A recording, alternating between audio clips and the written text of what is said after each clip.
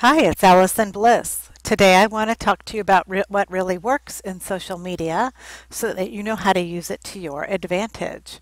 Social media is fast becoming one of the most important tactics in marketing, so it's really important to nail it, to get aboard, and to use it as part of your promotion and outreach strategies. In scope of the rest of your strategies, you want to make it fit. So the product and service is still something very important to define in your marketing. Promotion is an important strategy to get out there and let people know about what it is that you're offering.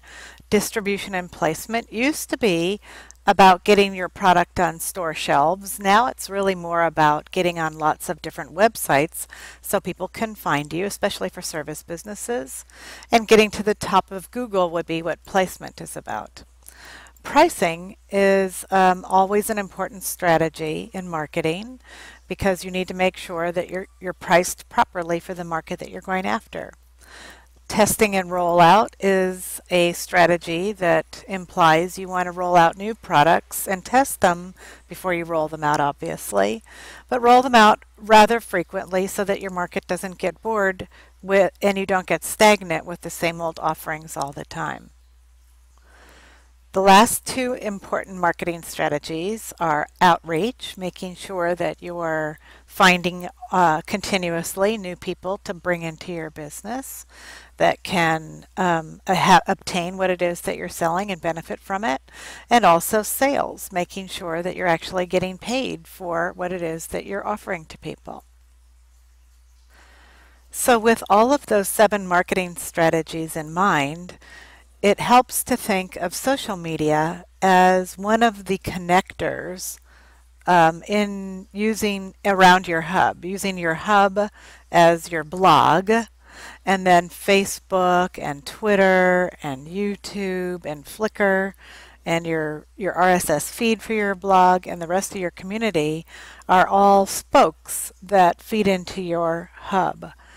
So your blog can include articles that further educate your market about your topic, or special offers, or opt-in offers, or even landing pages to be promoting or selling what it is that you're offering that month. From social pages, where you post short pieces of information, you can link from there to your blog, where people can get more details or flesh out whatever the item was that you posted. So it allows for deeper engagement by connecting your social pages to your blog or your website where you can offer more information.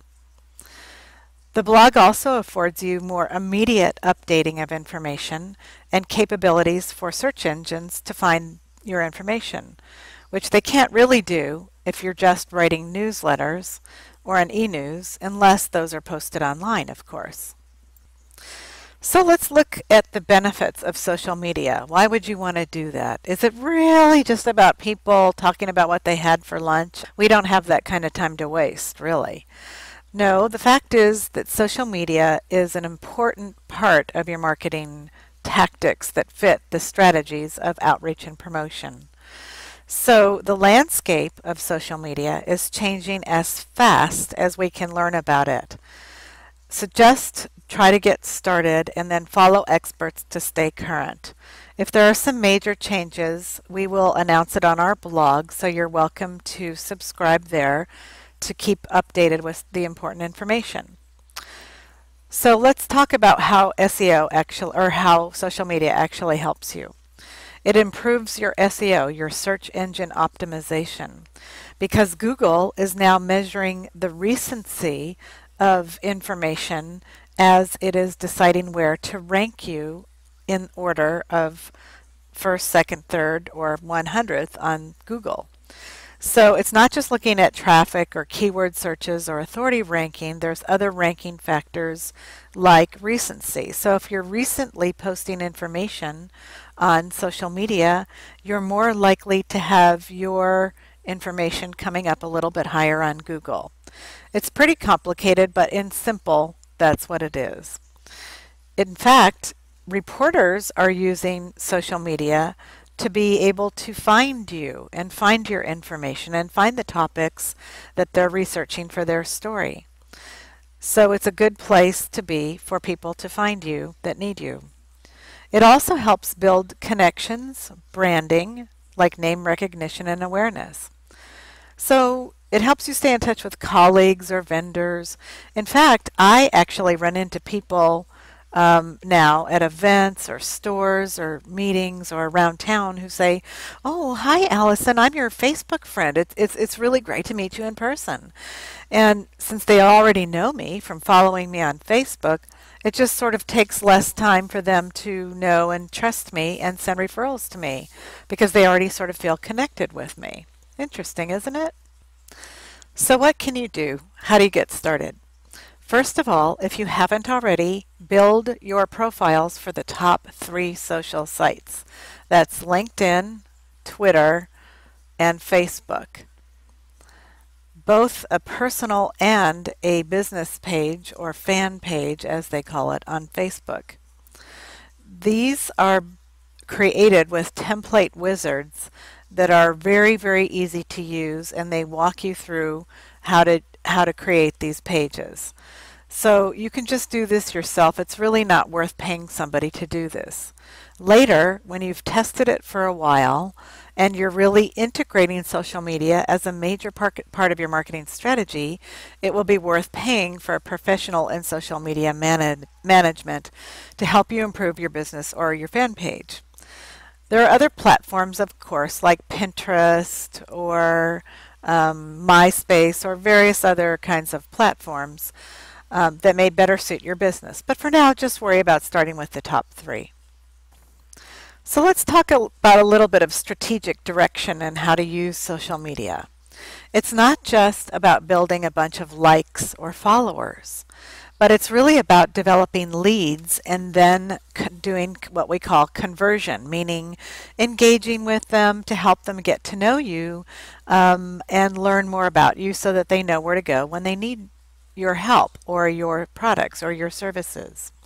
So the other way to use social media is that it's, as I mentioned before, with the reporters, it's a great tool for research, for finding what it is that you're looking for.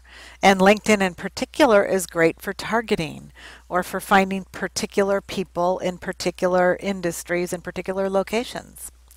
So think of it as building engagement or furthering a conversation to help you make a sale or to get to know somebody.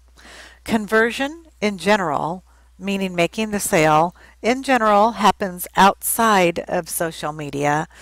You're not going to likely just make a whole bunch of sales through Facebook, but we'll be talking about that a little bit more in depth in a minute. So again, let's look back at the placement of social media in context of your overall marketing. You want to think about how this tactic fits into all those other 7 strategies that we started talking about in the beginning. Is it enhancing it? Are you substituting social media for other marketing tactics? That is not a great idea because remember, sales are not made generally inside social media, so it needs to be supported by your other strategies. So think about if you're using social sites to direct readers to your information about services and products, or educating them more about what it is that you can do or your products can do to help them. That's a great use of social media. Use it to promote special offers or as a feeder to your website or your blog, and think about the purpose. That's what actually gives you the direction and defines your messages. It's not just about spamming people with information about your company. Let me give you a little bit of an example about that. I manage a group of people on a particular Facebook group page, and I have one person who's really terrific, and they just are always sharing posts that link to articles that they write that are fantastic articles and could be very helpful to the people in the group, but they never actually interact with other people in the group. They don't like their posts or leave comments. They don't answer questions. They don't ask questions or engage with the other people who are posting in this group at all. Well, in fact, I feel like that's just not really good rapport building. And it is more annoying because it feels like spam because they're sort of on the outside and not engaging with the other people in the group. So I'm not even sure that person is aware of how they're being perceived because they feel like they're sharing great information. So I bring this up as an example to be very thoughtful about what it is that you're doing as you're sharing and posting on social media. Let me give you some action steps to help you. One of the easiest ways to make sure that you're really using your social media correctly is to create an editorial calendar for each month. Ideally, you want to be posting 5 days a week, or however it best fits your strategy. If you're out there more often, you'll be noticed more often and you'll build engagement faster. So on an editorial calendar, let's imagine that you have a different mark in where you're going to be promoting your product or service. And then fill that in with other useful information until you come up with approximately 50% fun stuff to keep people interested and 50% just sharing information that links people to a page on your blog or website about your products or services so they know what it is that you offer. That is a really great way to get organized, is just sketch it out on a piece of paper. As you're designing your editorial calendar, you want to be cognizant that there are different messages to build for each of the distinct platforms, such as LinkedIn. It's primarily for business people, and it's good for identifying people that are in specific cities or markets, or for finding jobs. And the communication is typically more formal and less promotional or less conversational in nature on LinkedIn. Twitter is good for really short headlines and also real-time searches. People will find and follow you often far more quickly on Twitter than other platforms.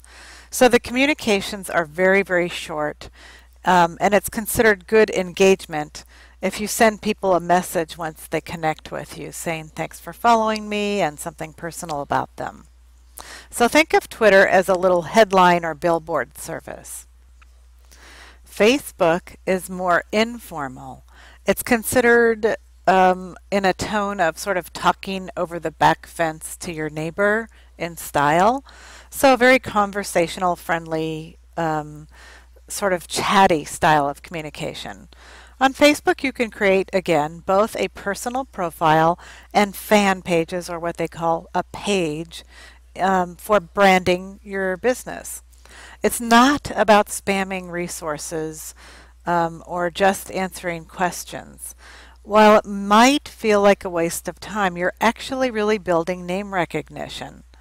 And you're building goodwill by connecting with people there. So the more people get to know, like, and trust you, the more likely they are to do business with you and purchase your products or service when they need what it is that you offer, right? So it's not as strong as face-to-face networking, but it's really the next best thing, and it's great for promotion, keeping your name out there. So of course there are dozens of communication tactics for each of the platforms. After you test it for a while, you can work with a social media manager to establish a really strong strategy for your brand or service. Let me give you a few ideas to build engagement. That's really a key factor, especially in Facebook, on how it ranks so that you appear on more people's pages, the more engagement you have. So more engagement usually equals more exposure and ultimately more sales. So remember I said to mix up approximately 50-50 really fun stuff and links to business information about your company. Well, here's some of that fun stuff. You'll see a lot of this especially on Facebook, where there's little sayings. This one is, I am the designer of my own catastrophe. I thought that was pretty silly. So remember, you want to mix up the silly stuff, which is sort of personality building and engaging, the funny and poignant and hilarious photos, along with information or links that you think might actually interest your fans. You can build apps, which I'll show you later, that give special offers to fans on your site. Add photos and videos or videos to every single post that you make on Facebook. You can't really do that on LinkedIn, especially, well, you can put links that have a photo in them, but you can't have a photo or a video on every single link, and not on Twitter. But on Facebook you certainly can, because it's proven to increase how broadly your post is shared on Facebook. So it's good to ask for feedback and share some of these cute little quips once in a while. Now the question we've all been thinking: who's got time to mess around with all this stuff? Well, here's the thing. If it's really helping your business, then you're going to make the time to do it. So I like to think of it as just a time management activity. Start with just a half an hour a day where you post an answer or like a page or skim through your tweets and posts, or go look at what your colleagues are doing on LinkedIn. And after you are pretty comfortable and you're starting to participate, you can make that editorial calendar and start posting some of those messages. It really is going to be something that you can manage once you get comfortable with how it all works. And here's one of those little tools that I promised you, called Hootsuite. It's at hootsuite.com. It is a free online tool where you can program your posts so that they can be programmed into Twitter or LinkedIn or Facebook or other social networks in order to pre-program them so you don't even have to attend to them each day. So while this is not optimal, because posts can't be as readily shared, which is an important thing to do, it will save you time if you need to be out of the office, let's say, for a week, and you want to pre-program your posts on Hootsuite. That will ensure that they get automatically posted and delivered to the various social sites where you want to develop branding awareness and audiences. So again, remember to include different types of communications for each platform. LinkedIn is more professional, Twitter is more headlines, Facebook is more chit-chatty. That's something that you can program separately for each of your separate social networks through Hootsuite. Another important habit to get into with your time is to check your messages daily, especially on Facebook. There are three little icons near where this arrow is pointing here. The one on the left are people trying to connect with you. The one in the middle is people that are trying to send you messages, and the one on the right is for event notifications. So it's a good idea to get in the habit of checking those, because you would be surprised how many opportunities you have missed by not checking them, as I have not done because it's a bad habit of mine. So often people are trying these days to message you through Facebook rather than emailing or texting you. So you don't want to miss these opportunities, so it's a good habit to get into to check them. So let's review. Don't let a lack of knowledge stop you from just trying it out, just starting to engage, building the Twitter, LinkedIn, and Facebook pages, posting once in a while, liking somebody's page, offering comments or suggestions where it's asked for, and just getting started with some of the strategies that we've already talked about. When you get stuck, go to the Help menu on LinkedIn, Facebook, or Twitter and do a search that says, how do I X, Y, and Z? And it'll help you find what it is that you're trying to do. And if that doesn't work, feel free to give us a call. So assuming most of you watching this are probably already aboard and trying it out, I want to give you a few little tips and a little bit of technical information so that there's some value in this for you. Mostly I'm going to focus just on Facebook because it's so popular and so easy for everybody to use. Although it's annoyingly complicated and it changes all the time, let me just give you a few tips. The page that you're looking at, where there's a big cover photo here and then a little profile photo here, is called a timeline page. This allows you to add your photo or your logo here in the profile and whatever image you want here. You can't be selling anything in this space, but you can have whatever kind of image you would like to place in there. The name of your actual page is here, and these things down here are apps. So I like this particular timeline because the cover here is very clean and simple. You get right away kind of what she does. And I thought that her picture was very friendly. So I'd like this as an example for a timeline page. For those of you who are a little bit more advanced on Facebook, it's important to understand that people, when they are on Facebook, really prefer not to navigate away from it. They don't want to be led to a link on your website because they prefer to stay on Facebook. And of course, Facebook prefers for people to stay on Facebook. They do everything they can to make it hard to navigate away and come back. So it's good to use what we call apps to enable people to see your web or your blog on Facebook. These are some of the custom apps that we can build for people to keep them on Facebook so that they can do all kinds of things for you. They would be able to pull one of your web pages into Facebook or share your LinkedIn, Twitter, or Google Plus pages like this. Some of these apps can allow for social sharing, you know, like buttons and things along those lines, and follow buttons for Twitter. We can import your blog or your email into an app that lives right on your timeline page. And you can include your shopping cart or products, or add your PayPal account, or special offers, or maps, or slideshows, or opt-in forms, squeeze pages. All those kinds of wonderful things can be built in an app. And yes, we do this for people for about $50 an app. So as we start wrapping up the strategy part, before we go into the technical part, I want to remind you to get fans to sign up for your free updates, either with an app or email sending programs that have opt-in forms. Our blog has an article about those types of email sending programs and to help you make a good choice.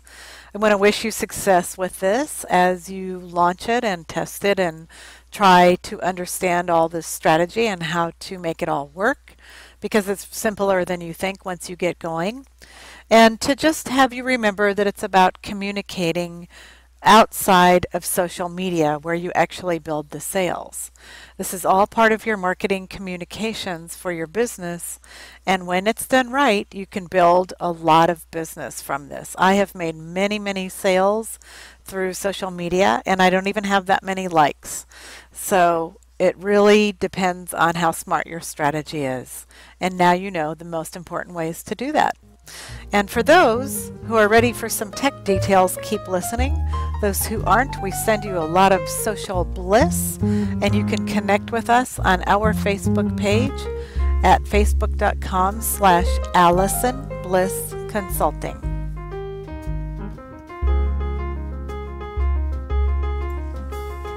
Thanks. Now stay tuned for some tech tips. So congratulations to those of you who are still here. Let me give you a couple of technical tips that you may need to know, especially for Facebook I'm going to focus on. So thumbnails for apps. The profile itself and the thumbnail size photos for your apps, they need to be 180 pixels wide.